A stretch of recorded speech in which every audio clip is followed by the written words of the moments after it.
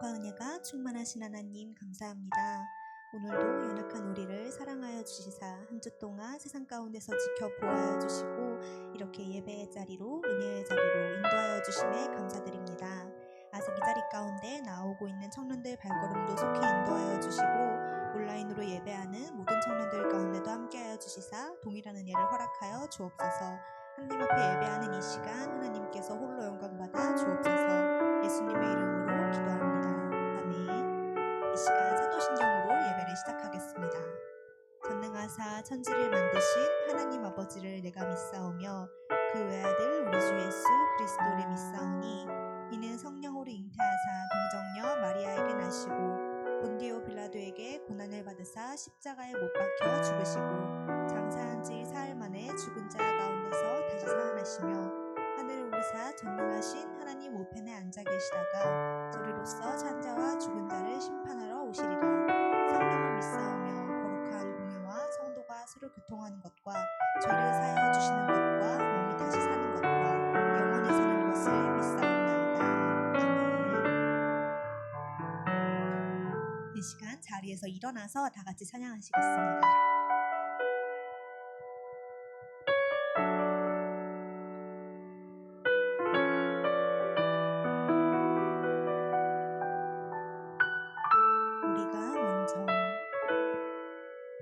우리가 먼저 사랑하지 않았고 우리가 먼저 용서를 구하지 않아도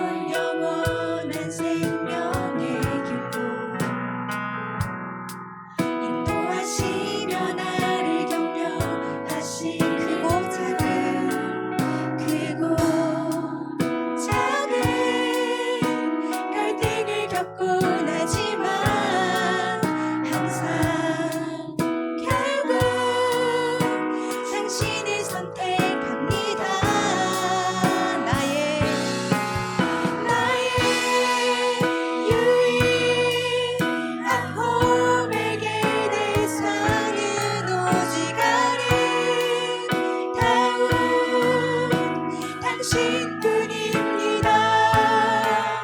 나의 유일한 고백의 대상은 오직 아름다운 당신뿐입니다. 나의 예배를 받으소서. 홀로 영광을 받으소서. 주여, 나의 주여. 오 주님, 당신은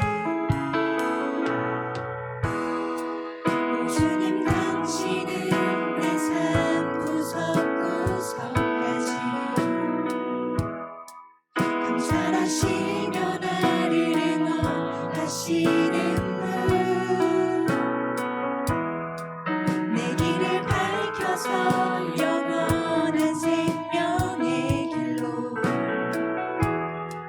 인도하시며 나를 격려하시. 크고 작은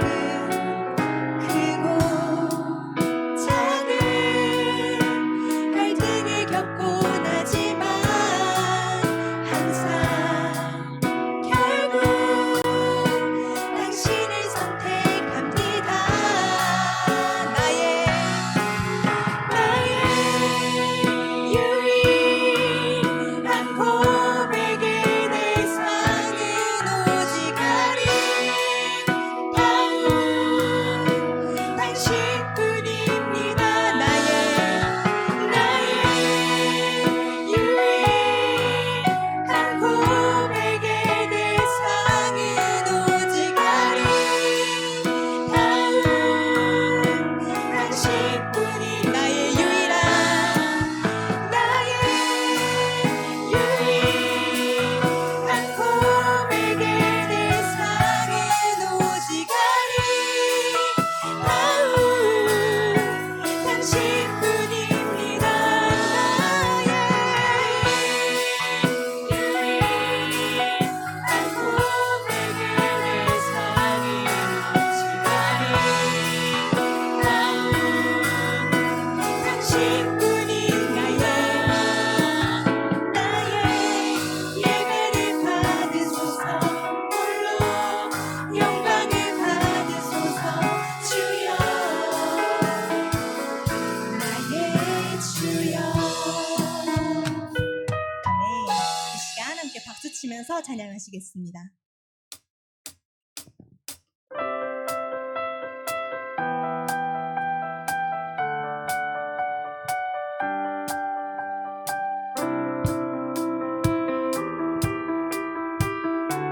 우리를 죄에서 구하시려 주 예수 십자가 지셨으니 기쁘게 부르세 할렐루야. 나 구원하. 우리를 죄에서 주 예수여, 주 예수 십자가 지셨으니 기쁘게 부르세 할렐루야. 나 구원하라. 찬송하세, 찬송하세, 찬송하세. 주님 나를 구하셨네. 찬송하세, 찬송하세. 주가 구원하. 우리를 주께서 구했으니 이전에 행하던 악한 일과 주하고 더러운 모든 죄를 온전히 버려. 찬송하세, 찬송하세, 찬송하세. 주님 나를 구하셨네. 찬송하세, 찬송하세.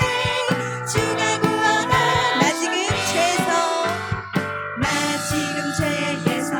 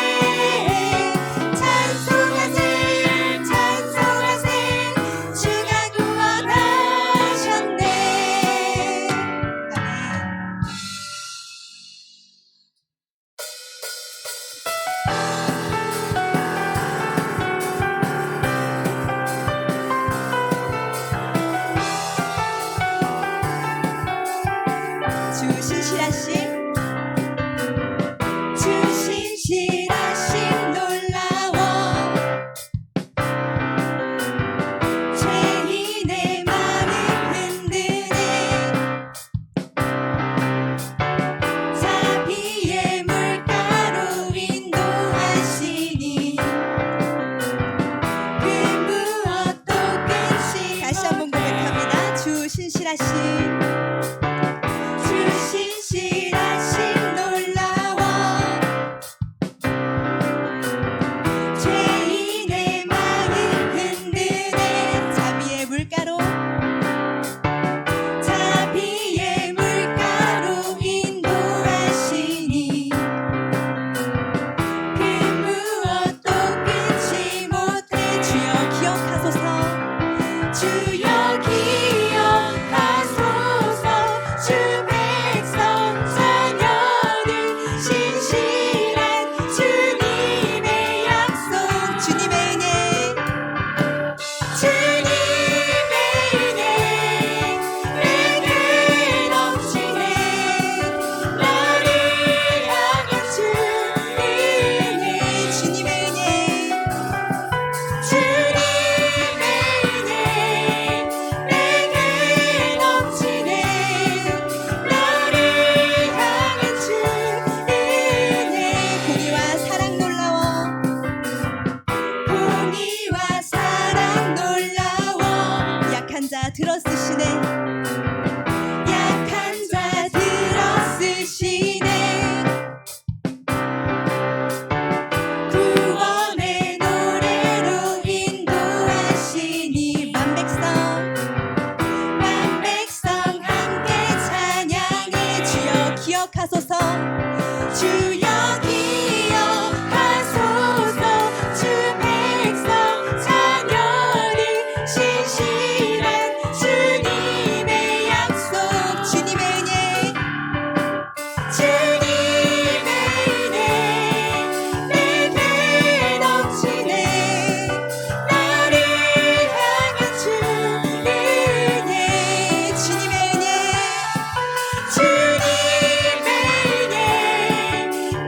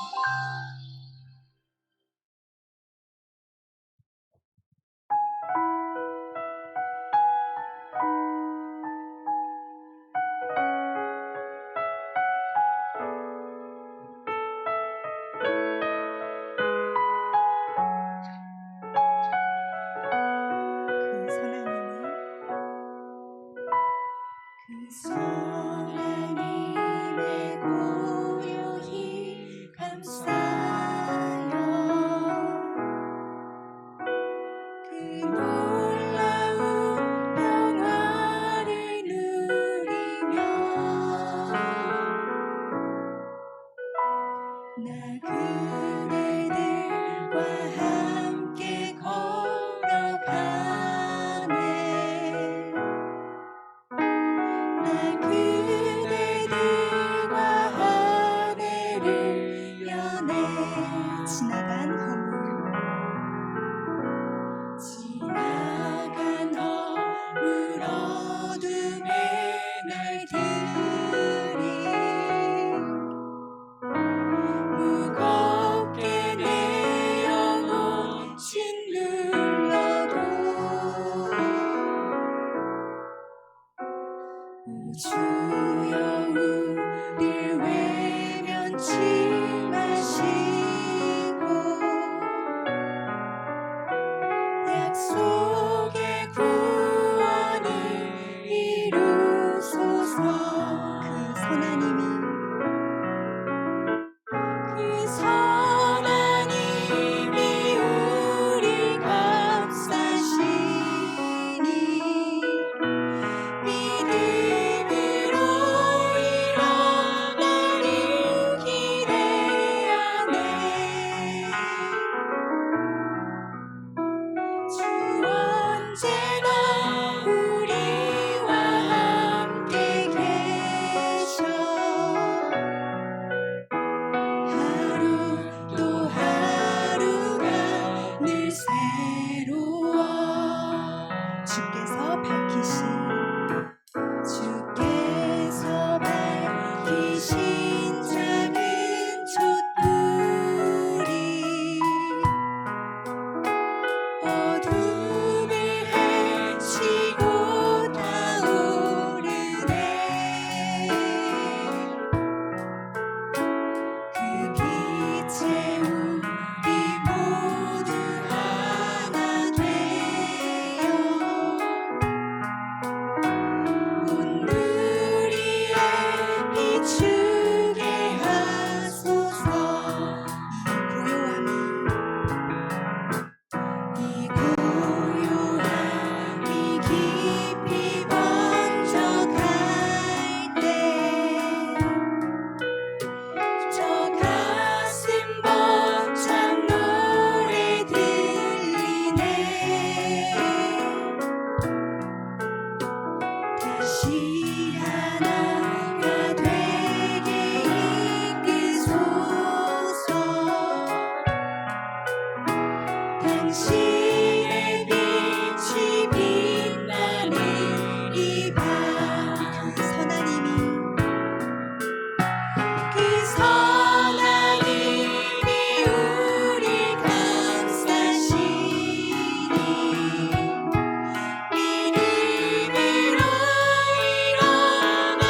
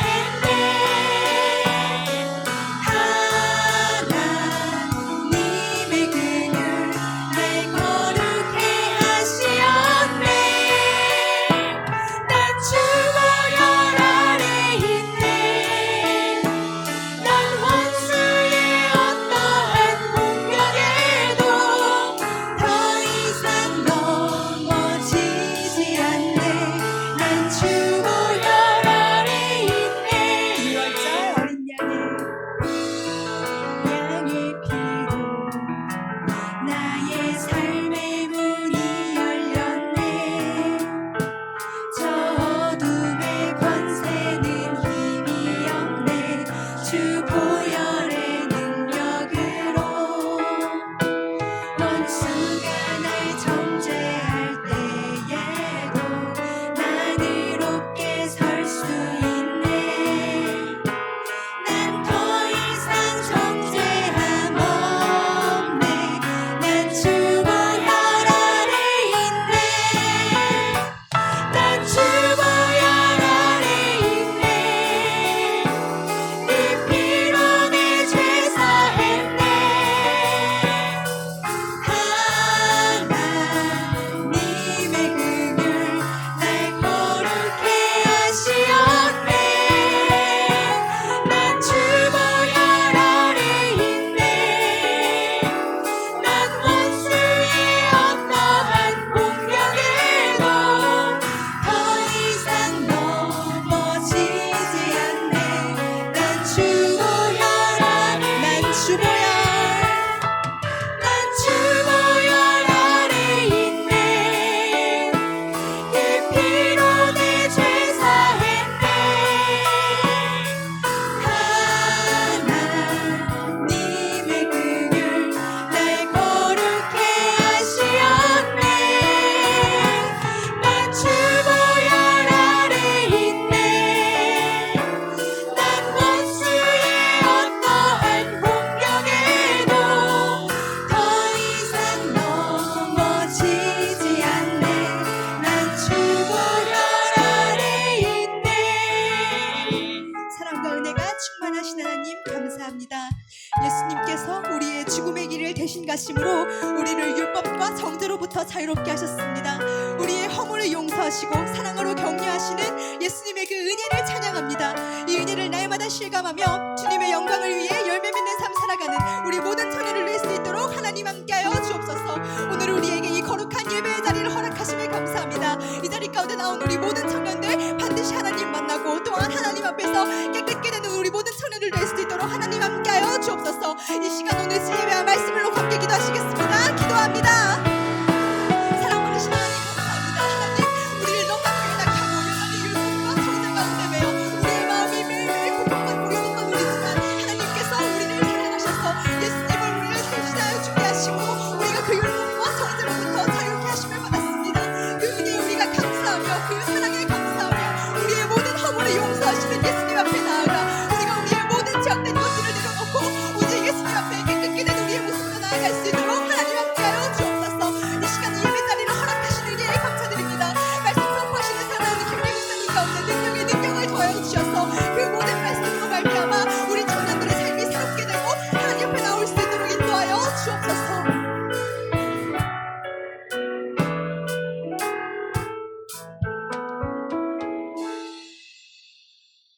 사랑과 은혜가 풍성하신 하나님, 오늘도 우리 기도원 청년부를 세상이 아닌 예배자리로 불러주셔서 감사합니다. 먼저 한 주간의 삶을 회개합니다. 우리의 지난 일상 속에서 하나님보다 먼저가 되었던 것들이 얼마나 있었는지 생각해 봅니다. 하나님께서 거하실 거룩한 성전으로 살아야 했지만 하나님의 통치하심을 인정하기는커녕 생각할 여유조차 없었던 우리의 각박한 마음과 삶을 회개하오니 용서하여 주시옵소서. 하나님께서 꿰뚫어 보시는 우리 한 사람 한 사람 안에 더럽고 추한 모든 마음과 생각들을 하나님께서 아시오니 다시 한번 하나님께 나아갑니다. 우리를 깨끗게 하여 주시옵소서. 청년부 예배를 섬기는 찬양팀, 총무팀 리더들과 부장님, 간사님의 마음과 모습 속에 사랑의 은사를 더해 주시고 서로가 더욱더 사랑할 수 있는 청년부가 되게 하여 주시옵소서. 이제 말씀을 듣습니다. 이 시간만큼은 다른 생각이 나려고 해도 나지 않게 하여 주시고 졸려도 졸지 않게 하여 주셔서 우리 청년들이 말씀 들을 귀와 마음이 되게 하여 주시옵소서.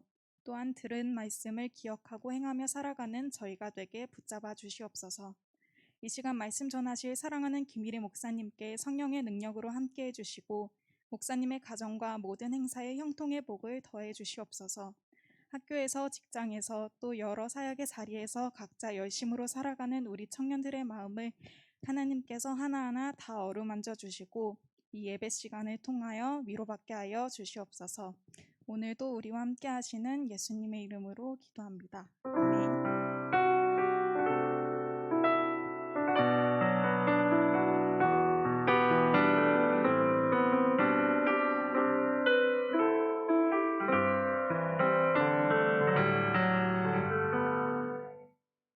네, 아멘. 오늘 하나님 말씀 로마서 7장 1절로 6절입니다.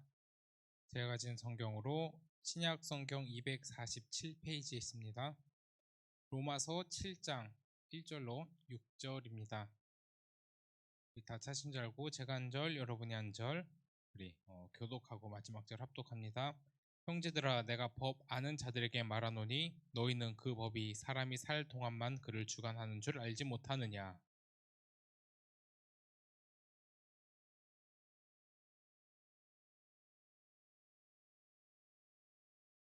그러므로 만일 그 남편 생전에 다른 남자에게 가면 음녀라. 그러나 만일 남편이 죽으면 그 법에서 자유롭게 되나니 다른 남자에게 갈지라도 음녀가 되지 아니하느니라.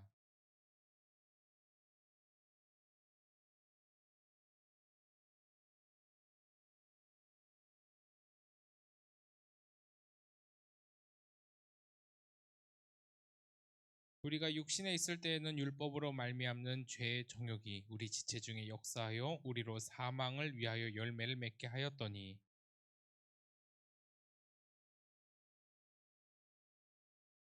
이러므로 우리가 영의 새로운 것으로 섬길 것이요 율법 조문에 묵은 것으로 아니할지니라. 아멘. 오늘 오랜만에 특송이 있습니다. 자, 우리 해밀 나오셔서 우리 함께 하나님께 준비한 특송으로 영광 올려드리겠습니다.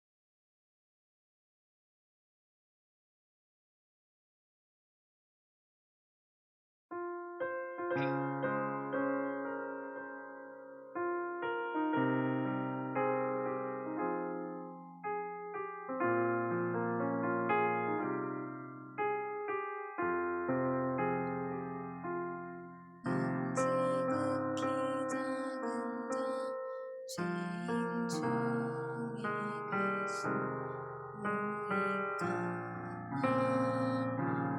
부르셔서 간절한 기대와 부끄럽지 않게 십자가 전케 하셨네. 어디든지 가리라 주 위에 서라면 나는 전하리 그 십자가 뱀 십자가 그 보혈의 향기 온 세상 채울 때까지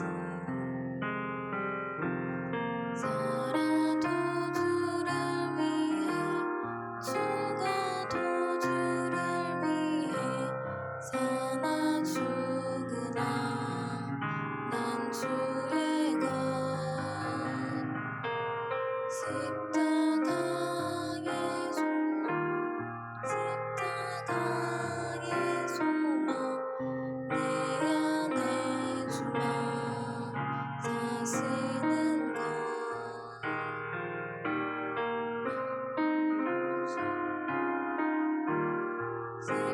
십자가의 소망 내 안에 주만 사시는 것 내 사랑 나의 십자가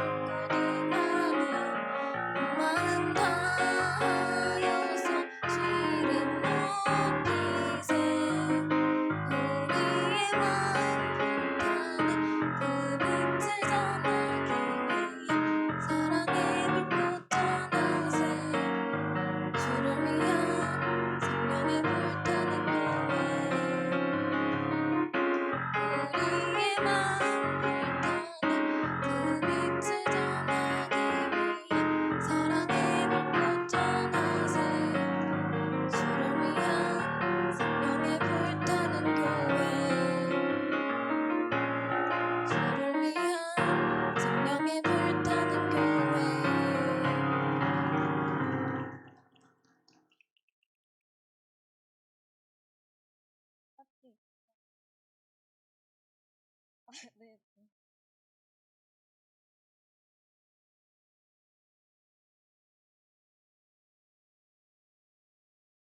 기도하겠습니다.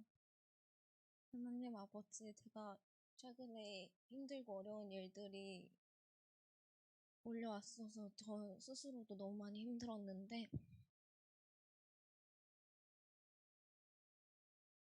그래도 기도하면서 느낀 것이, 제 곁에는 사람들 간의 관계보다 더 크신 하나님께서 계시기에 제가 이렇게 잘 지낼 수 있게 해주신 것 같습니다.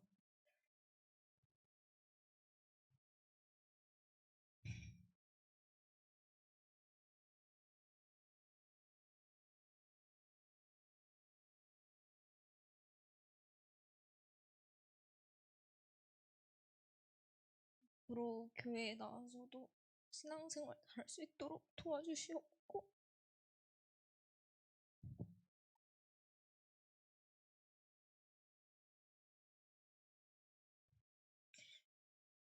세상 속의 일 때문에 교회에 나오는 것을 포기하는 게 아니라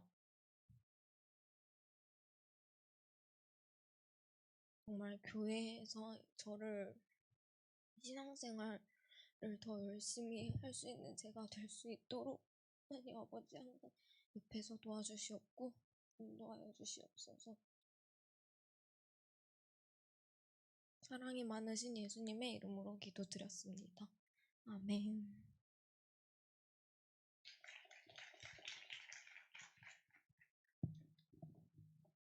네, 귀한 특송 기도 너무 감사합니다.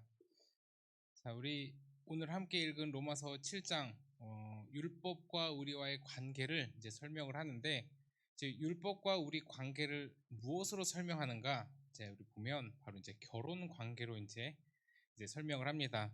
그래서 오늘 설교의 제목 벌써 답이 나왔네요. 율법과 우리의 관계는 어떤 관계인가? 결혼의 관계라. 이게 참 우리가 그리스도의 신부라는 건 아는데 왜 율법도 이제 결혼의 관계로 표현을 했나라는 것은 우리 말씀을 살펴보면 또 알 수가 있습니다. 우리 청년들 다 결혼하고 싶죠? 결혼하기 싫은 청년들 혹시 있나요? 자, 그 결혼하기 싫은 이유가 되려면 이제 복음을 위해서만 가능합니다. 왜냐하면 이제 뭐 결혼을 하고 싶지 않을 수가 있어요. 왜냐하면 아직은 때가 아니라고 생각할 수 있기 때문이죠. 근데 때가 되면 반드시 결혼을 해야 되는 게 성경적입니다. 왜냐? 굉장히 많이 들었을 이야기고 정말 이제 뭐 이렇게 뭐 너무나 이제 식상한 이야기처럼 들릴 수 있긴 하지만 성경의 말씀이 이제 우리에게 이제 결혼을 하라고 이렇게 말씀을 하시고, 또 우리가 하나님께서 창조를 하신 그 창조의 원리를 잘 보면 우리가 결혼해서 이제 자녀를 낳고 그 자녀가 대를 이어가는 그런 모든 이제 섭리 속에서 우리가 이제 결혼을 해야 되는 게 참 맞아요. 그리고 말씀의 근거는 이거죠. 생육하고 번성하라, 이 땅에 충만하라. 이거는 그냥 선택의 말씀이 절대로 아닙니다. 너 생육하고 번성하고 싶으면 해, 아니면 하지 마. 이게 아니라 하나님의 명령이에요, 명령. 그렇기 때문에 우리는 생육하고 번성하게 창조가 되었습니다. 하나님께서 우리를 그렇게 창조를 하셨어요. 그렇기 때문에 우리는 반드시 또 때가 되면 결혼을 해야 됩니다. 이 세상의 모든 창조의 원리에 벗어나는 건 다 죄죠. 뭐 우리 뭐 동성애도 마찬가지고 다른 모든 것들이 창조의 원리에서 벗어나면 죄예요. 따라서 결혼을 하지 않는 것도 죄가 될 수 있다는 것이죠. 물론 복음을 위해서 결혼하지 않을 그런 정말 특별한 은사가 있는 경우가 괜찮지만, 뭐 결혼을 내 욕심으로 인해서 내가 뭐 굳이 왜 결혼을 해야 돼, 혼자 사는 게 더 편한데, 이렇게 해서는 안 된다라는 것이죠. 왜냐? 결혼도 하나님의 명령이고 사명이기 때문이에요. 그래서 우리가 특별히 복음을 위해서가 아니라고 하면은 하나님의 말씀에 순종하는 것이 맞습니다. 그래서 다 결혼하는 것이 또 하나님의 뜻이에요. 근데 결혼할 때 무엇이 또 가장 중요할까라는 우리 또 이제 생각을 한번 다 해봤으면 좋겠는데, 지금 솔직히 이야기를 하면 우리가 서로 사람을 만날 때 그 사람의 외형적인 모습을 보는 경우가 많습니다. 뭐 외모는 뭐 이제 뭐 그렇게 뭐 안 본다 치더라도 그 사람의 뭐 배경, 뭐 어떤 그런 뭐 사회적 지위, 뭐 능력, 이 모든 것을 통틀어서 이제 그렇게 만나게 되는 경우가 참 많죠. 상대방의 지위도 중요하고 그 사람 간의 이제 그 사람의 가족도 뭐 중요하겠지만 가장 중요한 게 무엇이냐? 바로 결혼할 대상 그 자체입니다. 뭐 저는 그렇게 결혼 생활을 뭐 오래 하진 않았지만 그래도 뭐 우리 청년들보다는 오래 했죠. 벌써 한 이제 8년 정도 되는 것 같은데 가장 중요한 건 뭐 그 사람의 뭐 어떤 이제 사회적 지위, 뭐 얼마를 버냐, 뭐 가족이 얼마나 탄탄하냐 이런 문제가 아니더라고요. 그 사람 자체가 가장 중요하다는 것을 날마다 깨닫습니다. 이제 결혼할 그 대상 자체인데 콩깍지가 콩깍지라고 하죠. 그 콩깍지가 씌워지는 경우가 있어요, 분명히. 이제 그렇게 콩깍지가 씌워져서 이상한 사람을 만날 수도 있어요. 그래서 평생 그런 사람과 결혼하면 고생을 합니다. 다른 모든 것보다 상대방의 인격과 그 사람의 됨됨이 그리고 믿음을 보는 것이 당연하고 정말 중요하죠. 간혹 이제 우리가 살아가면서 굉장히 수치스러운 이야기일 수도 있는데 굉장히 자연스럽게 들리는 이야기들이 있어요. 그게 굉장히 유교적 문화에서 참 많이 나오는 이야기인데 그게 무엇이냐? 죽지 못해 산다 이런 이야기예요. 그리고 뭐 애들 때문에 산다, 뭐 정 때문에 산다 이런 이야기는 사실은 이제 우리나라에서 뭔가 우스갯소리로 이렇게 이야기하는 경우가 참 많아요. 아유 뭐 정 때문에 살지, 뭘 사랑 때문에 살아? 뭐 남사스럽게 무슨 그런 이야기를 하냐? 이런 이제 이야기를 하는데 이제 사실은 이런 이야기를 할 거였으면 애초에 결혼을 하지 않는 게 맞습니다. 너무나 제가 이제 허황된 이야기를 하는 것처럼 보이지만 절대로 그렇지 않아요. 우리가 눈을 조금만 들어서 좀 글로벌하게 좀 세상을 바라보면 우리가 얼마나 많은 결혼의 실패들을 눈앞에 보고 있는지를 먼저 깨닫게 될 겁니다. 이런 이야기가 절대로 자랑할 만한 이야기가 아님에도 불구하고 이렇게 하는 이유가 참 이 문화적 성향이 많이 크죠. 솔직히 말해서 결혼에 실패했다는 이야기잖아요. 이 이야기는 농담식으로라도 우리가 나 결혼에 실패해서 이런 이야기를 하는 사람이 어디 있겠어요. 근데 그런 이야기를 돌려서 우스갯소리를 하는 문화가 되었다는 게 참 마음이 아프더라고요. 그런데 이 유교 문화의 가장 큰 안 좋은 열매가 바로 이 결혼의 실패인데 유교의 영향이 뭐가 있겠어요? 이제 남자의 역할과 여자의 역할이 극명하게 구분되는 그 시점부터 이제 시작이 됩니다. 물론 하나님의 창조의 원리에 따라 남자의 역할이 있고 여자의 역할이 따로 있어요. 근데 기독교적인 정신이 아니라 정확하게 딱 구분이 되어서 참 이렇게 안 좋은 이제 형상들이 많이 일어납니다. 오히려 유교 영향이 아닌 이제 서양은 안 맞으면 이혼을 해요. 그리고 이혼을 하는 것이 그렇게 수치스럽게 여겨지지도 않는 그런 문화가 되었어요. 물론 옳진 않겠지만 자기가 맞지 않고 행복하지 않으면 바로 이혼을 해요. 근데 우리는 뭔가 이혼을 하면 주위 사람들의 시선과 뭐 질타 때문에 억지로 그래 애들 때문에 산다 이러면서 이렇게 하는 것이죠. 그러니까 실제로 이 유교 영향이 아닌 서양을 보면 잘 맞으면 평생 늙어서까지 손잡고 잘 지냅니다. 그런데 이 잘못된 문화로 인해서 남자와 여자의 역할이 심각하게 분리가 되고 이제 불행을 가져오는 이제 영향이 있습니다. 그리고 무엇인가 이제 가부장적인 뭐 그런 이제 문화가 결코 좋지만은 이제 않아요. 왜냐 제가 너무나 큰 이 가부장적인 이제 그런 이제 어떤 그 사회에서 많이 자랐기 때문에 전통적으로 행복하지 않고 갈등이 있는 경우가 참 많아요. 그런데 잘 생각을 해보면 우리가 참 그런 것들을 많이 바라보잖아요. 우리 청년들은 안 그럴지는 모르겠는데 제 이제 나이대, 제 위의 나이대는 참 같이 살아도 참 사는 게 아니고 또 참 이제 가정들 가운데 아픔이 있는 경우들이 참 많아요. 그리고 제가 사랑하는 모든 친구들 중에 이제 아버지에 대한 상처가 없는 사람이 단 한 명도 없어요. 왜냐? 아버지에게 따뜻하게 안아주고 뭐 살갑게 대해주고 이런 문화는 왠지 우리나라에서 수치스러운 문화로 이렇게 자리 잡아 버렸기 때문이에요. 저는 그것 때문에 더 아이들에게 잘해주려고 노력을 하는데 저도 보고 자란 게 그런 것밖에 없어서 그런지 모르겠지만 표현이 잘 안 돼요. 뭐 혼내기도 하고 그렇게 이제 많이 노력은 하지만 참 그런 안타까운 현상들이 참 있습니다. 그런데 우리가 잘 생각해 봐야 될 것이 조금 더 눈을 들어 세상을 보면 이제 결혼을 하는 이유, 가장 먼저는 하나님의 명령이고 두 번째는 왜 해야겠어요? 서로 행복하기 위해서, 잘 살기 위해서 하는 거잖아요. 그러면 잘 살아야죠. 그래서 이 유교적 사상의 영향으로 인해서 뭐 제가 남녀 차별을 이야기하는 건 아니에요. 솔직하게 이야기를 하면 이제 여자들의 희생이 크게 강요되는 경우가 너무나 많아요.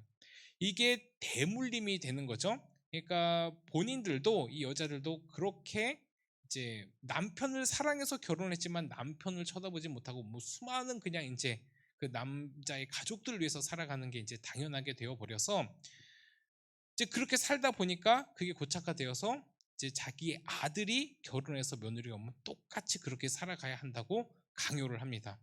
그게 여태까지 계속 이어져 있고 그렇게 살아가고 있어요. 본인들의 삶이 얼마나 고통스럽고 힘들었는지를 알매도 불구하고 똑같이 그렇게 하는 거예요. 이게 참 무서운 현상이죠. 그래서 우리 청년들이 결혼을 할 때 좀 심각하게 고민을 하고 오랫동안 지켜보고 기도를 했으면 좋겠다라는 제 생각이 듭니다. 그래서 저는 우리 청년들을 위해서 기도를 할 때 결혼을 위해서 참 이제 기도를 합니다. 전체적으로도 다 기도를 하지만 올바른 결혼 생활을 하기 위해서는 희생이 물론 필요하죠. 희생도 필요하고 모든 것이 다 필요한데 이 콩깍지 씌워서 가지고 그냥 바로 그냥 이렇게 이제 결혼하진 않았으면 좋겠어요. 오랫동안 지켜보고 그 사람의 인격과 됨됨이와 그 믿음을 보고 이제 결혼하기를 바라는 마음이 큽니다. 물론 평생 사는 과정 속에서 어찌 갈등이 없겠어요. 뭐 날마다 뭐 행복하겠습니까? 갈등이 있을 수도 있습니다. 그래도 결혼을 하는 이유가 무엇이에요? 하나님의 명령, 그 다음이 잘 살기 위해서잖아요. 그럼 잘 살아야죠.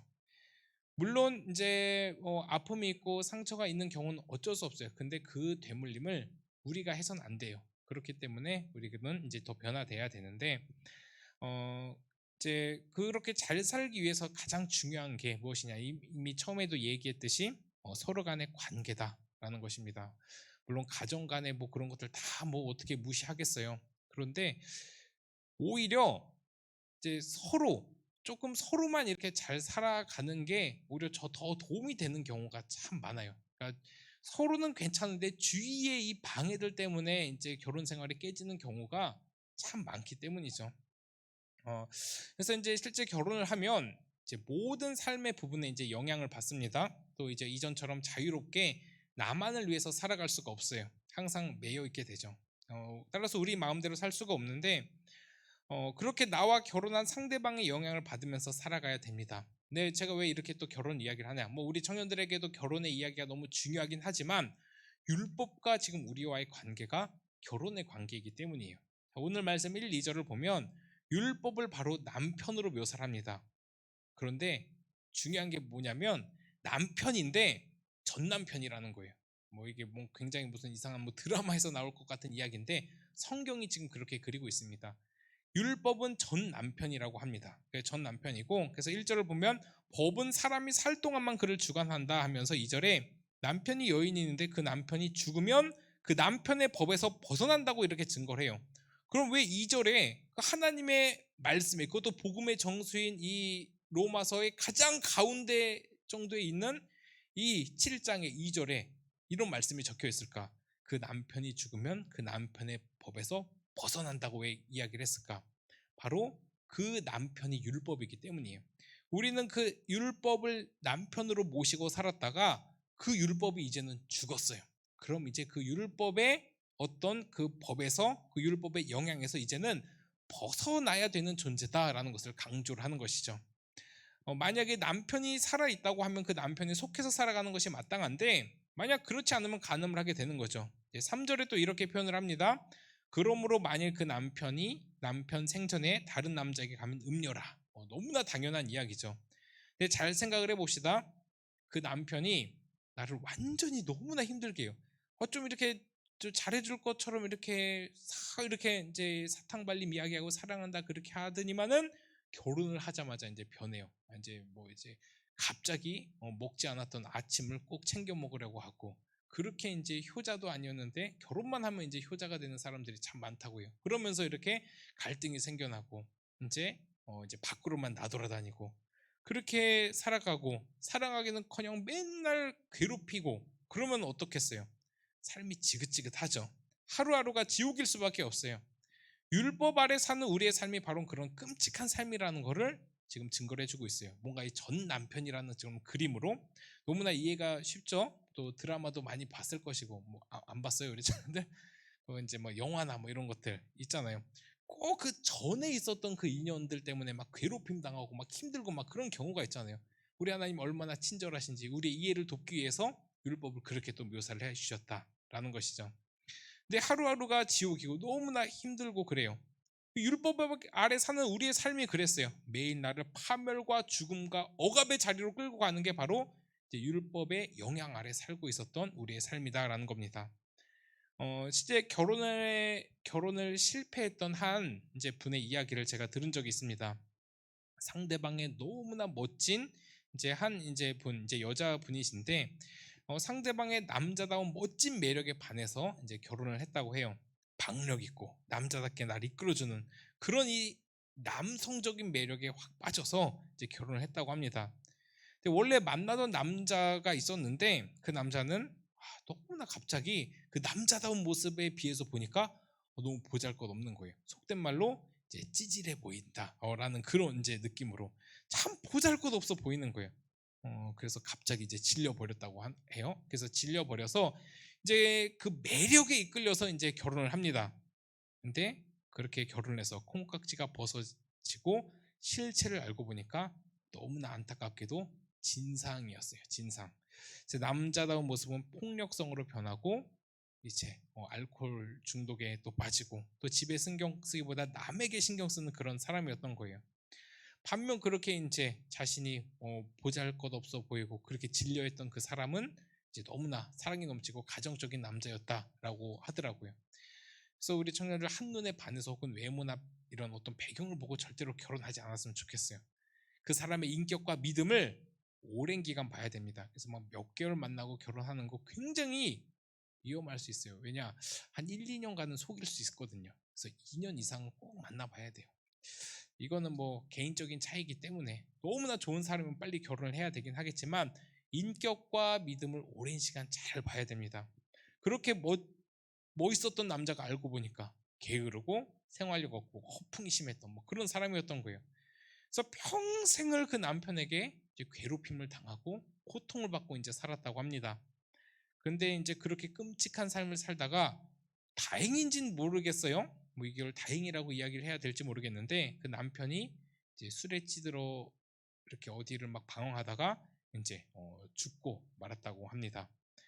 그럼 어떻게 이제 그 남편에 대해서 이제 죽고 나니까 이게 사실 이제 너무나 사랑했던 사람과 사별을 하게 되면 이제 오히려 더 결혼을 못할 것 같다고 하지만 결혼을 더 한다고 해요.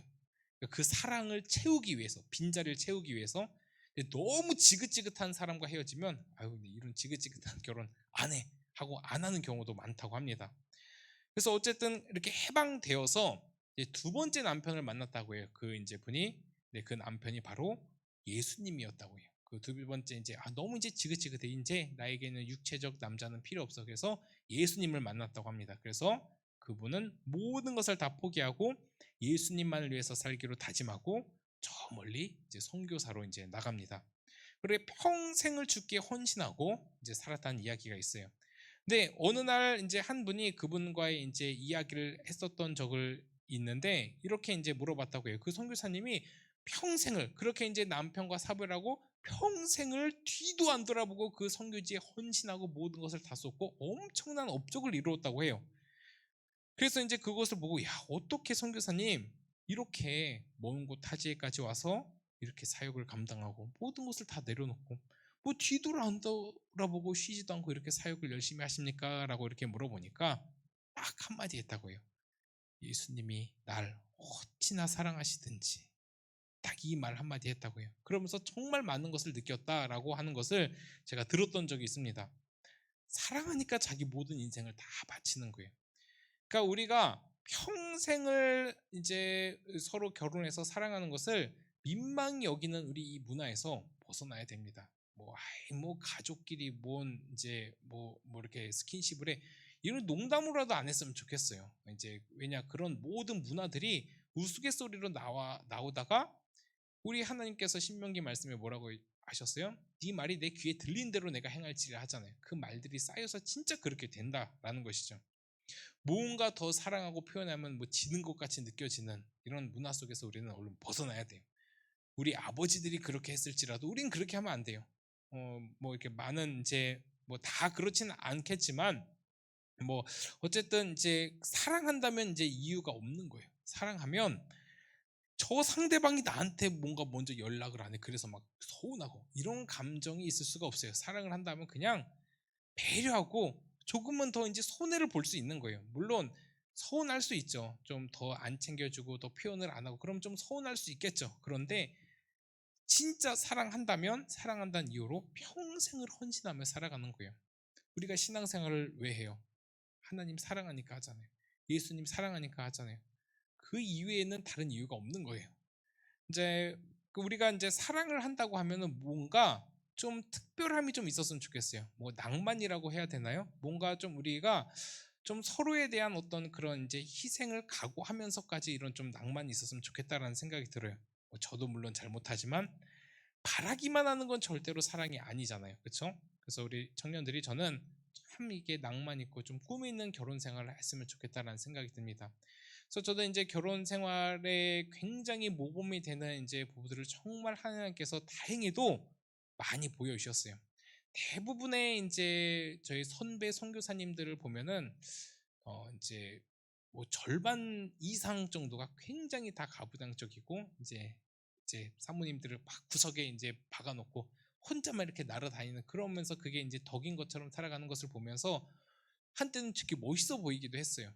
그래서 어줍지 않게 따라하다가 제가 뒤통수 맞고 여기까지 온 거잖아요. 어줍지 않게 제가 따라했어요. 진짜 이제 뭐 저번 주에 바로 얘기했었잖아요. 뭐 기억이 날지 모르겠지만 이제 필리핀 가자마자 이제 개척교회 한 방 한 구덩이를 이제 얻었는데 거기에 이제 애 하나 이제 우리 첫째 6개월짜리 애 하나랑 아내를 이제 가둬놓고 저는 막 한 주간 어디 떠났다 오고 뭐 이게 멋있는 거 하나님이 책임져 주시겠지 그렇게 이제 살았던 저의 일들을 봐요. 그랬으면은 딱 하나님께서 기도할 때 감동이 주시는 게 뭐냐면 그럼 너 왜 결혼했냐 뭐 이런 마음이 또 들기도 하더라고요. 그때는 몰랐어요. 뭐 젊은 혈기에 좀 그렇게 했었죠. 그러면서 그게 뭔가 이제 나의 일을 하지도 않으면서 내가 할 일도 하지 않으면서 그게 뭔가 이제 멋있는 것 마냥 그렇게 해서 좀 나중에 좀 멋있는 말이라도 좀 하고 싶었는지 모르겠지만 그렇게 하다가 실패를 경험한 게 바로 저예요. 그러니까 특히나 우리 남자 청년들은 저 같은 실패하지 않았으면 좋겠어요. 뭐 물론 우리 아버지들이 그렇게 따뜻하게 하진 않았을지라도 우리는 예수님의 사랑을 입은 자들이니까 조금 더 마음을 넓게 가졌으면 좋겠습니다. 기왕 잘 살려고 결혼했으면은 잘 살아야 되죠. 조금은 더 희생하고 낭만 있는 결혼 생활을 했으면 좋겠다는 생각이 듭니다. 우리 5절, 6절 우리 오늘 함께 본 5절, 6절 한번 읽어보도록 하겠습니다. 자, 7장의 5절, 6절 자 시작. 우리가 육신에 있을 때에는 율법으로 말미암는 죄의 정욕이 우리 지체 중에 역사하여 우리로 사망을 위하여 열매를 맺게 하였더니 이제는 우리가 얽매였던 것에 대하여 죽었으므로 율법에서 벗어났으니 이러므로 우리가 영의 새로운 것으로 섬길 것이요 율법 조문의 묵은 것으로 아니할지니라. 아멘. 자, 이 말씀이 무엇이냐면 우리에게 이제는 전 남편이 죽었다라고 이야기를 합니다. 그러면 이제는 우리는 이제 그 전 남편의 영향력에서 벗어나서 새로운 남편의 영향력 아래 이제 들어가면 되는 거예요.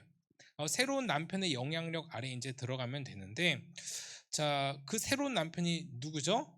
바로 우리 구주 예수 그리스도다라는 것이죠. 이제는 율법이 나를 완전히 얽매여서 율법의 영향력 아래서 율법을 남편으로 모시고 살았는데 그 율법이 이제 예수 그리스도로 말미암아 죽었다고 이야기를 해요. 그럼 율법이 죽었고 이제는 새로운 남편인 예수 그리스도를 우리에게 이제 주셨다라는 것이죠. 이전에는 율법이 우리 모든 삶의 영역에 개입했다고 하면 이제는 우리 모든 삶의 영역을 그리스도가 개입을 하는 거예요. 율법이 우리 모든 삶에 영향력을 끼치는 것은 뭐예요? 다 정죄예요. 너 이거 못했잖아. 너 이것밖에 안 되잖아. 너 말씀 읽어야 되는데 지금 뭐 게임해? 너 말씀 읽어야 되는데 유튜브를 봐? 계속 정죄를 하는 거예요. 얼마나 끔찍해요. 얼마나 막 고통스러워요. 조금이라도 잘못하면 막 이렇게 화살로 가슴을 찌르고 막 이렇게 정죄를 하고 막 때리고, 이 남편의 시집살이가 더 심하다고 해요. 남편 잔소리가 이 시어머니 잔소리보다 더 뭐 지겹다 뭐 이런 이야기도 이제 들었던 적이 있는데, 정말 그 힘들어요. 그렇게 막 계속 정죄하고 뭐 계속 조금이라도 실수를 하면 그 실수 왜 했어? 너 일로 와 하면서 막 그렇게 찌르고, 이게 율법이 하는 역할이라는 거예요. 근데 율법이 그 우리 모든 삶의 영역에 개입하고 나를 죽게끔 했는데, 이제는 그 율법이, 나를 정죄하는 그 율법이 죽어버렸어요. 그래서 우리 8장 1절에 이제 넘어가면, 이제는 그리스도 예수 안에는 결코 정죄함이 없나니. 왜 이 말씀을 했을까? 이제 7장의 모든 이제 결론으로 이 말씀을 하는 건데, 이제는 정죄함이 없이 나에게 새로운 남편으로 예수 그리스도가 왔다라는 겁니다. 왜 이렇게 이제 그리스도를 사랑으로, 이제 결혼으로 묘사를 하는가?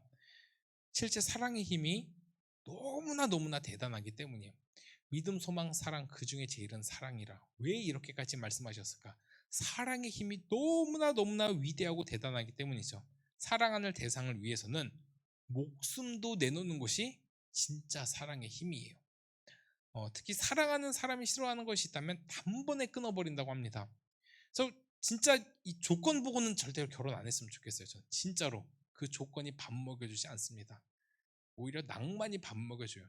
지하 단칸방에 살아도, 이게 너무 철없는 이야기일 수도 있어요. 너무 그렇다고 막 그런 것만 찾지 말고, 물론 기본적인 능력이 있으면 뭐 그렇지도 않겠죠. 기본적인 성실함과 능력이 있으면 어느 정도는 이제 먹고 살 만큼은 다 되는 경우가 참 많아요. 아닐 수도 있긴 하지만, 어쨌든 그렇게 이제 사랑한다고 하면 지하 단칸에 살아도, 저처럼 그렇게 그냥 구석의 개척교회 그 방에 살아도 행복할 수 있는 거예요. 사랑하는 대상을 위해서는 목숨도 내놓는 것이 사랑의 힘이라는 것이죠. 특히 사랑하는 사람이 싫어하는 것이 있으면 단번에 끊어버려요. 그래서 이제 서로 사랑하는 관계가 결혼해야 되지, 조건으로 결혼하면 그 조건이 만족되지 않았으면은 결혼이 무너지는 거예요. 나 이거 보고 결혼했는데 뭐야? 이건 뭐예요? 이미 이제 그거부터 성립이 안 되는 거예요. 만약에 이제 어떤 남자의 돈을 보고 결혼을 했어요. 그러면은 이 돈이 만약에 무너지면 완전히 무너지는 거예요. 그래서 이제 조건이 이제 뭐 어떻게 돼서는 안 되고, 진짜 사랑이 되어야 그 사랑의 힘을 느낄 수가 있다라는 것이죠. 왜 우리 예수님께서, 특히 하나님께서 성경에서 우리를 결혼으로, 자꾸 신부로, 남편으로 왜 이렇게 자꾸 묘사를 했는지 우리가 깨달아야 돼요. 근데 정말 안타까워요. 다 그런 건 아니지만 우리 동양적인 유교적 문화에서 신부, 남편, 어떤 이런 것의 사랑에 막 뜨겁게 달아오르진 않아요. 부모님의 사랑 이 정도에는 정말 눈물이 나긴 하지만, 뭔가 이제 다른 어떤 그런 사랑에는 그렇게 막 다가오지 않아요. 그리스도의 신부, 신부, 예쁘게 잘 보여야 되는 그런 정도의 수준으로 생각을 하는 거예요. 그런데 성경이 이런 것을 계속 이야기하는 이유가 무엇이냐? 그만큼 그 사랑의 힘이 대단하기 때문이에요. 그러니까 사랑하면 진짜 단번에 끊고, 그러니까 막 조건으로 이렇게 되면은 상관없죠. 나는 내 마음대로 살면 되니까. 배려할 필요가 뭐가 있어요? 사랑하면 배려하고 상대방이 싫어하는 것을 끊을 수가 있는 것이죠. 안 돼도 되게 하는 게 바로 사랑의 힘이라고 합니다. 한 몇십 년간 못 끊었던 담배도 사랑하는 여인을 위해 끊는 게 남자들의 사랑의 힘이다. 이렇게도 이야기를 해요. 여자들도 마찬가지겠지만, 그것이 우리는 또 어디에 또 대입이 돼야 될까요? 당연히 우리 하나님 앞에 대입이 돼야 되죠. 왜 하나님께서 내 계명을 지키는 자라야 나를 사랑하는 자라고 이야기를 하셨을까요? 사랑의 힘을 알기 때문이죠. 하나님을 진정으로 사랑하면 그렇게 안 끊어지던 것도 끊어지는 역사를 우리 하나님 알기 때문에 이야기를 하신 거예요. 진짜 하나님을 사랑하게 되면 하나님이 싫어하는 것 절대 하기 싫어서 내가 막 이렇게 또 넘어져도 정말 거부하게 되는 게, 그게 사랑의 힘이라는 거예요. 하물며 사람 간의 사랑도 서로 싫어하는 것을 끊어내는 엄청난 힘이 있는데, 하나님의 사랑은 이루 말할 게 있겠어요? 하나님의 사랑이 깨달아지고 엄청난 은혜와 그 감격을 깨닫게 되면, 내가 이 죄를 짓는 이 행동이 하나님이 얼마나 싫어하실 것을 이제 알기 때문에, 우리 하나님 싫어하시면 안 되지, 우리 하나님 마음 아프면 안 되지, 그러면서 이렇게 끊어내는 거라는 것이죠. 그런데 아직도 하나님이 싫어하는 줄 알면서도 하면, 그거는 진짜 사랑이 아닐 가능성이 크다는 거예요. 그게 하나님이 싫어하는 건지도 모르고 짓는 거는 더 큰 죄죠. 사랑한다면 관심 있죠. 그리고 사랑한다면 배려가 있습니다. 사랑한다면 희생이 있어요. 이게 계속 제가 지금 사랑 간의 결혼 간의 관계를 이야기하지만 성경에도 그렇게 결혼 관에 의해서 계속 그렇게 이야기해요. 왜 이것을 이야기하냐? 그 사랑을 하나님으로 이제 대입을 해야 되기 때문이죠. 이것이 바로 오늘 본문에서 말하고 있는 궁극적인 이야기입니다. 이젠 우리에게 신랑이 완전히 바뀌었어요. 그럼에도 불구하고 옛 남편에게 눈길을 준다고 하면 그것이 바로 이제 음행이죠. 이제 우리는 내 옛 남편이 죽고 새 남편을 맞이했습니다. 옛 남편인 율법이 우리를 노예로 삼고 우리를 그렇게 끌고 갔지만 이제는 새 남편인 예수 그리스도는 우리에게 자유를 주십니다. 그래서 이제 7절의 말씀을 보면 이런 질문해요. 그 율법 되게 나쁜 놈 같이 보이잖아요. 막 우리 괴롭히고 맨날 우리 찌르잖아요. 막 이 나쁜 놈, 너 왜 이거 잘못해서? 그러면 율법이 죄냐? 라는 질문을 7절에서 해요. 그래요, 죄예요. 이렇게 이야기하면 되게 편할 것 같죠. 그렇게 성경이 단순하지 않습니다. 율법이 그럼 죄냐? 율법이 나쁜 것이냐? 오히려 율법은 신령하다고 해요. 그리고 오늘 7절의 말씀 보면 율법이 죄냐? 그 질문에 율법은 죄가 아니다. 그럴 수 없느니라 라고 증거를 합니다. 표면적으로는 율법으로 인해서 우리가 죄의 노예처럼 살았으니까 야, 율법이 그 나쁜 놈이구나 라고 생각할 수도 있어요. 그래서 생겨난 것들이 율법 폐기론자들. 율법 필요 없어. 이제 내 마음대로 살아도 돼. 어차피 나 구원받으니까 율법 필요 없어. 안 지켜. 어차피 나 못 지키는데 왜 지켜? 이런 사람들이 생겨났다는 거예요. 7절을 마저 보면 그럴 수 없느니라 라고 하고, 분명 이제 율법이 우리 전 남편은 우리를 괴롭히고 힘들게 했던 존재인데 죄가 아닌가? 죄인 것 같다라고 하지만 죄가 아니라고 하는 것이죠. 오히려 우리 예수님은 율법을 완성시키러 오셨다라고 이야기를 하잖아요. 나는 율법 폐기하러 오지 않았다. 계속 이제 율법이 안 좋게 이야기를 하니까 이제 율법이 너무나도 이렇게 너무나 신령하지 않은 것으로 보이는데 그렇지 않다라는 거예요. 율법은 그 실체가 우리의 죄를 깨닫게 해주는 도구일 뿐이다라는 거예요. 제가 이제 한 번은 이제 의정부에 살 때 이야기해요. 의정부에 살 때 무릎이 너무 안 좋은 거예요. 지금도 이제 왼쪽 무릎이 좀 안 좋아요. 살이 쪄서 안 좋은 게 가장 큰 원인이긴 하지만, 그래서 너무 안 좋아서 이제 정형외과를 이제 찾아갔습니다. 이제 정형외과를 가서 엑스레이를 찍고 이제 왼쪽 무릎에 이제 그 초음파 검사를 이렇게 했어요. 근데 그 결과 엑스레이는 전혀 문제가 없어요. 이제 초음파 검사를 했는데 이제 이 부분에 좀 염증이 있고 좀 이렇게 무릎이 좀 부어 있다라는 그런 이제 결과를 이제 알게 됐습니다. 그래서 이제 염증이 있고 좀 무릎이 부어 있다라는 결론을 이제 알았으니까 이제 여기에 대한 이제 문제를 그 전엔 몰랐다가 지금은 깨닫게 된 거죠. 그럼 제가 거기서 야, 이 초음파 기계 이 나쁜 놈, 내 무릎에 염증을 발견했으니 이 초음파 기계가 내 병의 원인이야. 제가 이렇게 이야기했으면 의사 선생님이 뭐라고 이야기했을까요? 저기 살이나 빼시죠. 이렇게 이야기를 했겠죠. 초음파 기계가 문제인가요? 내가 살찐 게 문제인가요? 제가 살이 쪄서 무릎에 무리가 간 게 문제죠. 그러면서도 맨날 이제 축구한다고 뛰어다녔으니까 이렇게 그게 더 큰 문제였을 텐데, 저 나쁜 초음파 기계 차라리 만나지 말았어야 되는데 왜 만나서 이렇게 저 기계를 만약에 제가 원망을 한다고 하면 바보라고 이야기를 하겠죠. 바보. 그런데 율법이 바로 그런 역할을 한다는 거예요. 율법은 절대로 죄가 아니에요. 그러니까 죄는 그냥 죄예요. 근데 율법은 죄가 아니지만 그 죄를 알게 해주는 역할이 있기 때문에 그 율법이 우리를 찌르는 것이죠. 근데 마치 율법이 잘못해서 죄를 짓게 하는 그 역할을 했다는 식으로 잘못 이해하는 경우가 있기 때문에 오늘 말씀이 또 쓰여진 것입니다. 율법은 그저 죄를 깨닫게 해주는 도구일 뿐입니다. 그리고 오히려 14절에 이제 이렇게 이야기를 합니다. 우리 14절 읽어보겠습니다. 자, 우리 시작. 우리가 율법은 신령한 줄을 알거니와 나는 육신에 속하여 죄 아래 팔렸도다. 오히려 율법이 신령하대요. 왜 굳이 이렇게까지 표현을 할까요? 율법은 죄가 아닌 정도면 되는데 왜 율법이 신령하다고 이야기를 했을까? 이게 중요해요. 율법은 우리를 구원할 수도 없고 그랬던 적도 없는데 율법이 신령한 이유, 내가 얼마나 극악무도한 죄인인지를 깨닫게 하여서 그 율법을 통해서 우리가 그리스도를 볼 수 있게끔 하기 때문이에요. 즉 율법을 통해서 우리가 예수님을 바라볼 수 있기 때문에 그 율법은 신령한 거예요. 우리에게 필요한 것이고, 그리고 우리가 할 수 없다는 그것을 깨닫고 그리스도께 매달리게 해주는 그 도구이기 때문에 이 율법이 신령하다고 하는 거예요.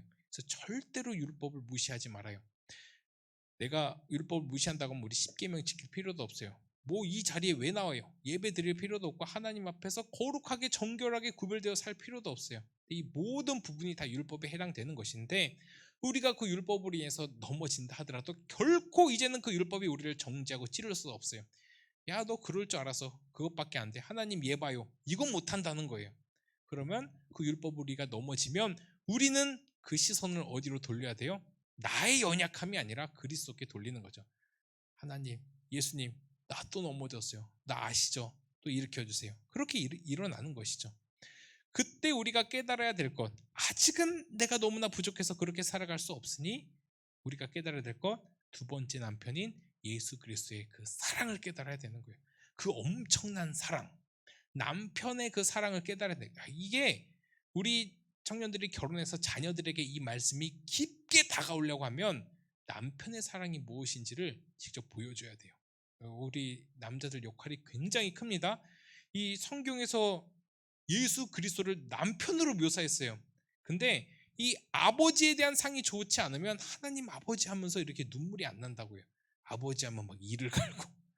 이게 안타까운 현상이에요. 그러니까 우리는 그러지 말자라는 것이죠. 아버지 하면 애틋하고 아버지 하면 뜨겁고 아버지 하면 뭔가 이렇게 그 사랑이 느껴져야 되는데 이 유교적 문화에서는 그거를 못 느낀다라는 거예요. 그래서 저는 가장 부러운 사람이 이제 아버지와의 관계가 좋은 사람이 너무 부러워요. 그렇다고 해서 제가 너무 안 좋다 이야기하면 안 돼요. 저희 아버지가 또 이 설교 들을 수 있으니까 그러면 안 되죠. 근데 솔직히 아실 거예요. 그렇게 이렇게 지금이야 이제 그렇지 살갑게 대해주진 않았으니까 그렇죠. 거의 저는 방치되다시피 이렇게 살았던 기억이 커요. 늘 자녀는 서운한 것만 기억한다고 하잖아요. 저도 참 불효자죠. 어쨌든 이제 아버지의 사랑, 그 남편의 사랑이 깨달아져야 우리가 이제 그 율법에서의 그 정죄함에서 벗어난다는 거예요. 그 사랑의 깊은 관계가 깨달아져야 정말 그 예수님이 나를 얼마나 사랑하는지를 깨달아져야 그 사람을 위해서 야, 나 이렇게를 사랑해줘? 나 그럼 이 사람 위해서 살아갈래. 이 존재 위해서 살아갈래. 이렇게 반응이 나온다는 거예요. 그러니까 이제 나를 끊임없이 사랑해주고 이끌어주고 막 이렇게 해주는 그 대상을 위해서 살아가고 싶은 것도 사람의 마음인데 그 예수 그리스도의 사랑이 깨달아지지 않으니까 우리가 예수 그리스도를 위해서 살아가지 못하는 것입니다. 그래서 이제 자꾸 저의 이야기를 해서 너무나 죄송한데 이건 꼭 해야 될 것 같아요. 이 비슷한 맥락으로 한번 예화를 들었던 적이 있는데 이제 저희가 이제 저희 둘째가 혼자 이제 꼭 잘 자요. 이제 2층 침대에서 이제 위에는 이제 첫째, 밑에는 이제 둘째, 둘이 바꿔가면서도 이렇게 자고 그러긴 하는데 이제 애들 들어가서 너네 자 하고 이제 누워요. 이제 저도 누워요. 한 5분 정도 지났어요. 이제 잠이 들러가면 갑자기 이제 이래요. 아빠 일로 와봐 이렇게 소리를 질러요. 그러니까 한 5분 정도 지나면 너무 귀찮아서 아니야 부르지 마 이렇게 하다가 그래도 막 계속 이렇게 끊임없이 불러대요. 그래서 이제 가서 이제 혼내려고 이제 6살인데 혼자 자야지. 근데 갑자기 저의 목을 끌어안더니 아빠가 좋아서 그러는 건데 이 이야기를 해요. 그럼 제가 어떨까요? 제 모든 것을 다 내려놓고 재워줄 수밖에 없죠. 6살짜리가 그렇게 사랑한다고 하는데 좋다고 하는데 아이가 아빠를 찾는 이유가 다른 게 아니라 그냥 좋아서잖아요. 그 마음이 다 녹아서 그냥 모든 거 다 해주고 싶잖아요. 우리 하나님께서 받고 싶은 사랑의 고백은 다른 게 아니에요. 이거예요. 그냥 나 하나님 좋아서 여기 왔어요. 하나님 마음 녹는 거예요. 거기서. 우리 이제 둘째가 와서 제가 아빠를 위해서 밖에 나가서 이제 아르바이트라고 땅에서 뭐가 이제 있는지 좀 주워가지고 삶의 보탬이 되겠습니다. 이러면 기쁘겠어요? 나이가 들어서 조금 이제 저에게 용돈을 주면 감사하겠지만 이제 막 이제 학생이 이제 대학생 정도 된 애가 하라는 이제 이렇게 발전이나 자기의 미래를 하지 않고 아버지를 위해서만 내가 헌신하면서 이 돈을 갖다 바칠게요. 이러면 좋겠어요? 야, 네 앞가림이라 잘 알아. 그러고 이제 그렇게 하지 않겠어요? 그러고 이제 정말 아빠가 좋아요. 이 말 한마디에 또 녹는 거잖아요. 물론 초등학교 3학년 이상 되면은 그런 이야기 안 할 거라는 걸 알아요. 그래서 지금이라도 많이 들어야죠. 여기서 우리 자매님들 참 많은데 아빠 사랑해요 해서 안기는 우리 청년들이 얼마나 있을까 생각을 해봐요. 그럴 수 있는 청년들 있겠지만 지금 이 나이 때는 이렇게 못할 것 같아요. 어렸을 때는 많이 했을지는 모르겠지만 우리 하나님이 듣고 싶어 하시는 그 사랑의 고백은 이런 거예요. 뭐 크게 내가 엄청난 것을 이루어서 하나님께 영광을 돌리겠습니다, 이거보다 진심으로 하나님 사랑한다는 그 고백 들으면 가장 좋을 것 같다는 생각이 듭니다. 아이가 아무리 집 청소를 잘하고 밥을 잘 먹고 뭔가 자기가 숙제도 잘하고 아무리 공부를 잘해도 그 기쁨은 조금이에요. 뭐 기쁨이 되긴 하죠. 그런데 진짜 사랑한다는 그 고백이 모든 것을 녹이는 것처럼 그렇게 우리도 하나님 앞에서 사랑을 한다고 고백을 하는 우리 청년들 됐으면 좋겠습니다. 그래서 오늘 본문에서도 우리 예수님과 우리와의 관계를 가장 가까운 결혼의 관계로 묘사를 하는 거예요. 그 성경에서 결혼의 관계로 계속 묘사를 했기 때문에 우리는 반드시 결혼에 성공을 해야 됩니다. 그래서 기도를 해야 돼요. 물론 다 내 마음대로 되진 않을 수 있어요. 그렇지만 우리는 지금부터 결혼을 해야 돼요. 다른 것 다 부족해도 착하고 믿음 좋으면 결혼하면 돼요. 어쨌든 저 기도 잘했으면 좋겠고, 분명 우리가 살아가는 삶이 쉽지만은 않아요. 우리가 새로운 남편으로 그리스도를 모시고 그 사랑을 느끼면서 간다 하더라도 자꾸 저 전 남편이 질척거려요. 이게 우리 인생의 고통이죠. 너무나 어려울 거예요. 우리 18절 한번 같이 읽어볼게요. 7장 18절. 자, 시작. 내 속 곧 내 육신에 선한 것이 거하지 아니하는 줄을 아노니 원함은 내게 있으나 선을 행하는 것은 없노라. 자, 그리고 우리 이제 23절도 한번 읽어볼게요. 23절 시작. 내 속사람으로는 하나님의 법을 즐거워하되. 자, 여기서 이제 말하는 것이 무엇이냐면 나는 계속 이제 속사람과 싸우고 있어요. 그러니까 바울이 고백을 하는 거예요. 나는 날마다 내 마음이 다른 법과 이제 싸운다고 23절에 이야기를 하고, 심지어 이제 24절에 이런 고백도 하죠. 야, 누가 이 사망의 몸에서 나를 건져내랴. 지난 주에도 함께 나눴던 이제 이야기죠. 너무나 고통스러운 거예요. 나 이제 새로운 남편에게서 잘 살려고 하는데 자꾸 저놈이 나를 정죄하고 괴롭히는 거예요. 너 그럴 줄 알았다. 너 그것밖에 안 된다. 네 신앙이 뭐 그렇지. 네가 무슨 예수를 믿는다고 계속 나를 정죄하고 찌르는 거예요. 나 이제 새로운 사람이 됐는데, 이제 새로운 피조물이 됐는데도. 그런데 막상 또 나를 보니까 또 계속 전 남편의 영향력을 받고 거기 또 넘어지고 쓰러지는 거예요. 그러니까 바울도 이런 고백을 하잖아요. 누가 이 사망의 몸에서 나를 건져내랴. 늘 싸우고 고통받는 그런 삶을 살아갈 수밖에 없다는 거예요. 그래도 우리는 이 엄청난 이 사랑을 입은 자로서 이 모든 것들을 이기고 자꾸 옛 그림자를 벗어내고 이제 새로운 남편에게서 잘 살아가야 된다라는 것입니다. 그래서 오늘 말씀을 통해서 우리는 율법과 우리의 관계를 한번 살펴봤어요. 그래서 이제 결론으로 내릴 텐데, 이제 율법은 우리 전 남편이고 그리스도가 지금 남편입니다. 정확한 결혼의 그림으로 이제 7장을 설명했던 것처럼 우리 신앙 생활의 목적도 하나님과 나와의 사랑, 그리고 우리 서로의 이제 사랑이 되길 바랍니다. 그래서 이제 사랑의 눈을 뜨면 내 모든 것을 줘도 아깝지 않잖아요. 이제 하나님의 그 사랑을 깨닫는 참 이제 좋은 예화가 그거죠. 이제 밭에 감추인 보화를 발견한 그 이제 농부라고 하나요? 그 농부 이야기인데, 그 밭을 갈다가 보화를 발견하면 모든 것 다 팔아 그걸 사잖아요. 왜 그래요? 그 보화가 가장 귀하기 때문이잖아요. 그 보화가 우리 예수 그리스도예요. 그 예수 그리스도의 사랑, 그것을 깨달으면 그 어떤 것보다 다 귀하다는 것을 알기 때문에 그 사랑에 감사해서 우리가 살아가는 거잖아요. 그게 우리 삶의 원동력이 돼야 되고 우리 헌신의 원동력이 돼야 돼요. 사람의 인정, 다른 내가 뭐 이거 안 하면 벌 받고 저거 안 하면 뭐 더 이제 막 그런 이제 개념이 아니라 사랑의 기반이 되어야지 충분히 이 모든 것들을 가능할 수 있다라는 거예요. 그 농부에게만 발견된 것을 은혜, 또 선택, 또 택함이라고 하잖아요. 우리에게 그게 발견되었어요. 그럼 우리는 캐내야 돼요. 발견만 하고 캐내지 않으면 그 내게 안 돼요. 우린 지금 우리 눈앞에 그 보화이신 예수 그리스도가 있습니다. 날마다 그 예수 그리스도를 캐내고 그 예수 그리스도의 관계로서 날마다 그 보화를 누리며 살아가는 우리 청년들 되기를 간절히 소원합니다. 이 시간 다 같이 일어나서 함께 찬양하고 우리 또 이제 함께 기도하도록 하겠습니다. 우리 6월절 어린 양의 피로 우리 함께 찬양하면서 우리 함께 이제 말씀하면서 기도할 텐데, 이전에는 율법이 나를 괴롭히고 힘들겠지만 이제는 결코 우리에겐 정죄함 없습니다.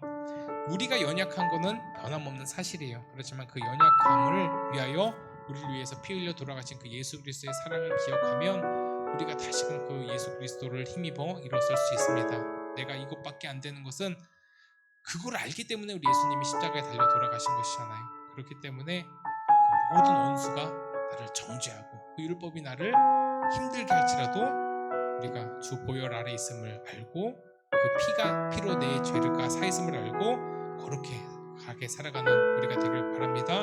그런 의미에서 우리 가사를 잘 생각하면서 우리 찬양 함께 같이 하도록 하겠습니다.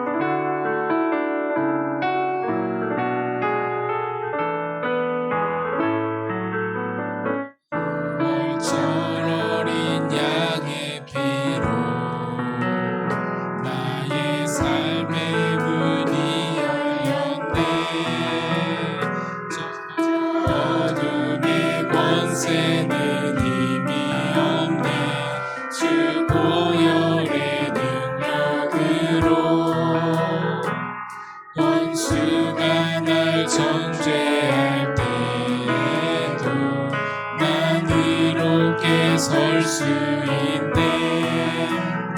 난 더 이상 정죄함 없네. 난 주 보혈 아래 있네. 난 주 보혈 아래 있네. 그 피로 내 죄 사했네.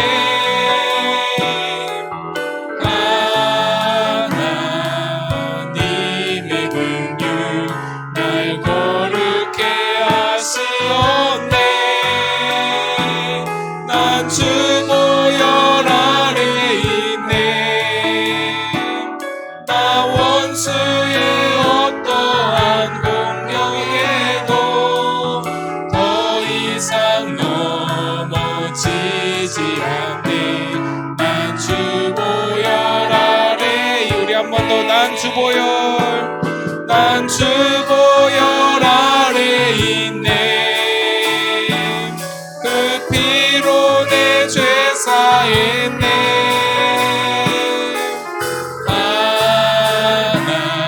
하나님의 긍휼 날 거룩해 하시었네.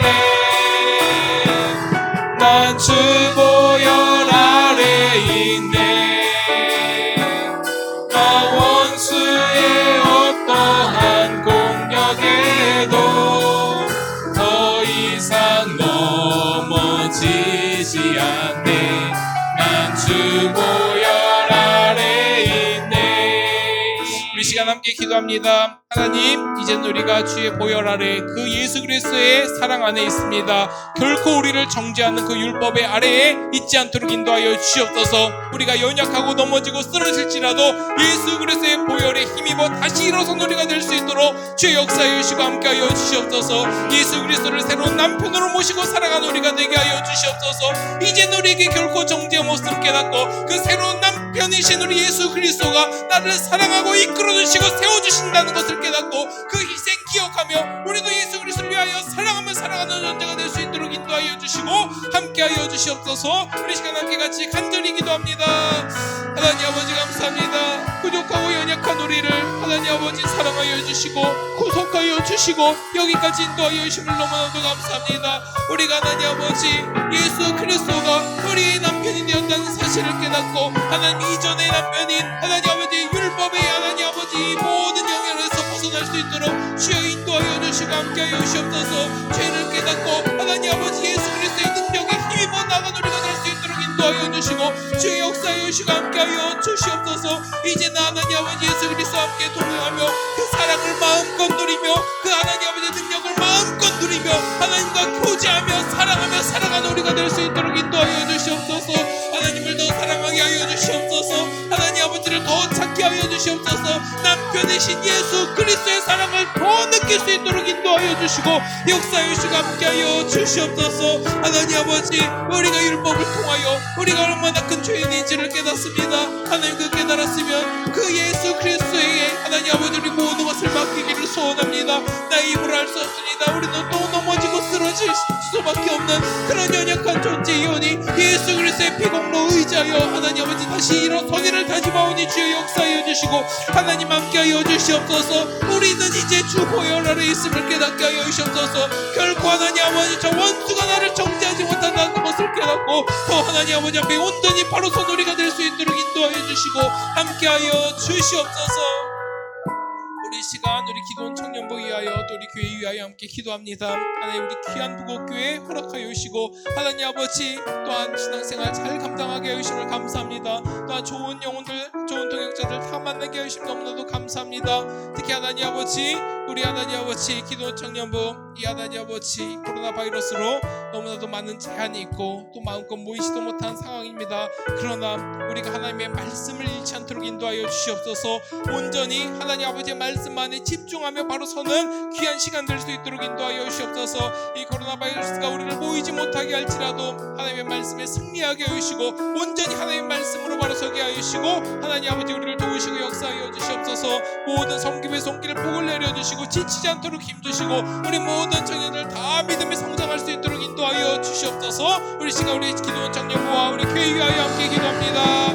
하나님 아버지 감사합니다. 우리 귀한 청년들을 만나게 하여 주시고 또 하나님 우리 무엇교회 이름으로 하나님 아버지 우리가 하나 되게 하여 주심을 너무나도 감사합니다.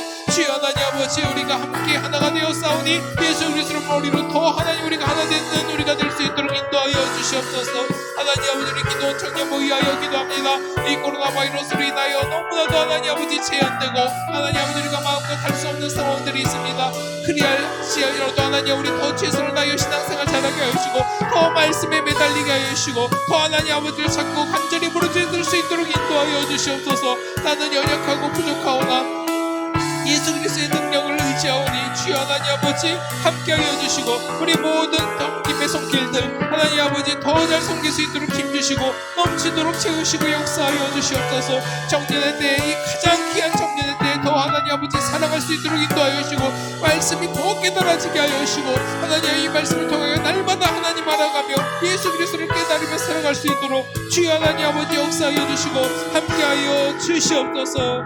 우리 마지막으로 우리 자신을 위하여 기도합니다. 우리 또한 가정을 위하여 기도합니다. 우리 가정 가운데 하나님 아버지 천국을 경험할 수 있는 가정 되게 하여 주시옵소서. 하나님 우리가 또한 이를 가정 위하여 기도합니다. 우리 청년들 좋은 배우자 만나게 하시고 좋은 만남 허락하여 주시사 아름다운 천국의 가정을 이룰 수 있도록 인도하여 주시옵소서. 가정 가운데 믿지 않는 영혼들 있습니까? 하루빨리 주께 돌아오게 하여 주시고 하나님 아버지 육신 연약한 자들 있습니까? 치유하여 주시고 마음 상한 자 있습니까? 하나님 아버지 위로하여 주시고 모든 경제 문제 하나님 아버지 관계 문제 하나님께서 해결하여 주시고 역사하여 주시옵소서. 그 외 우리의 모든 하나님 아버지 기도의 제목들이 있습니다. 하나님 다 들어 응답하여 주시옵소서. 시간 마지막으로 간절히 하나님 아버지 앞에 기도합니다. 하나님 아버지 감사합니다. 오늘도 하나님 아버지 앞에 아뢰니다. 우리 부족하고 우리 연약한 우리들 하나님 아버지 예수 그리스도의 능력을 힘입어 시간 하나님 아버지 앞에 기도하오니 하나님 아버지 우리 기도 들으시고 응답하여 주시고 함께하여 주시옵소서. 주여 하나님 아버지 오늘도 하나님 아버지 부족한 우리가 예수 그리스도를 의지하여 더 하나님 아버지 앞에 간절히 기도하노니 하나님 아버지 우리 기도 들으시고 하나님 아버지 응답하여 주시옵소서. 더불어 만날 배우자를 위하여 기도합니다. 결혼을 위하여 기도하오니 하나님의 천국을 이룰 수 있는 가정 되게 하여 주시고 날마다 천국을 경험할 수 있도록 인도하여 주시옵소서. 반석에 세워지게 하여 주시고 하나님의 능력에 세워지게 하여 주시고 주여 하나님 역사하여 주시옵소서. 하나님 믿지 않는 영혼들 있다면 하나님 아버지 하루빨리 하나님 아버지 앞에 나오게 하여 주시고 하나님 아버지 육신 연약한 자들 주의 광선으로 외쳐주시사 나와 입을 수 있도록 인도하여 주시옵소서. 온전히 하나님 아버지 앞에 바로 서며 하나님 아버지 앞에 승리할 수 있도록 인도하여 주시고 역사하여 주시고 함께하여 주시옵소서. 우리 기도의 제목들이 있습니다. 기도하여야 함에도 불구하고 기도하지 않는 죄를 범하지 않도록 인도하여 주시고 더 하나님 아버지 앞에 기도하게 하여 주시옵소서. 더 하나님 아버지 앞에 최선을 다하여 부르짖고 하나님 의지할 수 있도록 하나님 아버지 도우시고 함께하여 주시옵소서. 하나님 아버지 시간 또한 말씀 듣고 기도하게 하여 주심을 감사합니다. 부족하고 연약한 우리 이제는 하나님 아버지 그 우리의 율법의 정죄에서 벗어나게 하여 주시고 예수 그리스도의 안에서 참 진리의 자유를 느낄 수 있도록 인도하여 주시옵소서. 예수 그리스도의 이름으로 기도합나이다. 아멘. 이 시간 우리 찬양하면서 준비한 예물 드리도록 하겠습니다.